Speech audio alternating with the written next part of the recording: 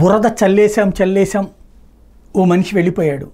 ఇప్పుడు తేల్చుకోవాల్సిన అంశం, వాలంటీర్ల వ్యవస్థ ద్వారా ఇంటికి వెళ్ళినటువంటి సేవలు ఇప్పుడు సెంటర్లో నుంచి అందించడం రైటా రాంగా?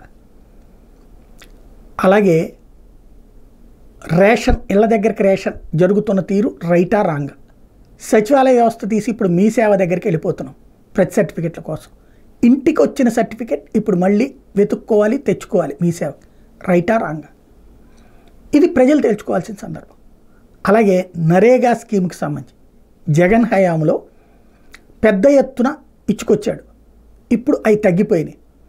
దానికి ఎలాంటి కాన్సెప్ట్ రాసుకొచ్చారంటే, అప్పట్లో టార్గెట్ల కోసం అని చెప్పేసి ఊరకనే చిన్న చితక పనులు చేయించారు. లేబర్ బడ్జెట్ ఎంపవర్ కమిటీ సమీక్షించి కప్పించుకునేందుకు ఉపాధిలో పూడికతీత పనులు కూడా చేపట్టారు అన్నటువంటి. ఉపాధిలో పూడికతీత పనులు చేయడం తప్పు అవుతుందా? నాకు అర్థం కాలేదు. పూడికతీత అంటే ఏమైనా ఆషామాషీనా? కూలీ దొరుకుతారు అసలు పూడికతీతకి? పూడికతీత పని అంటే చాలా పెద్దది. ఇక్కడ ఒకదానికొకటి భిన్నమైంది ఏంటంటే, మొన్ననే పూడికతీత కూడా లేక వరదలన్నీ వచ్చేసి ఇప్పుడు పోలవరం ఏరియాలో అవన్నీ మునిగిపోవడానికి కారణం జగన్ పట్టించుకోలేదని నేమో అచ్చెన్నాయుడు చెప్తున్నారు.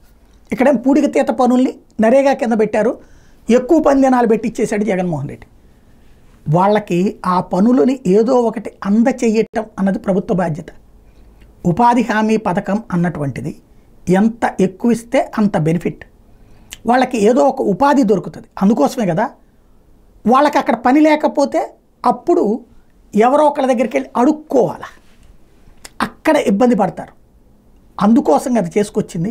ఇప్పుడు దాన్ని తప్పంటూ ప్రొజెక్ట్ చేసుకొచ్చి, ఎందుకయ్యా అంటే నిన్నే సాక్షి వాళ్ళు రాసుకొచ్చినట్టున్నారు, ఉపాధి హామీ పనులు ఎక్కువగా జగన్ టైంలో వచ్చినాయి, ఇప్పుడు చాలా వరకు కోత అయినాయి అని. దాన్ని కవర్ చేయడానికి వీళ్ళు ఇప్పుడు రాసుకొస్తున్నారు అన్నమాట.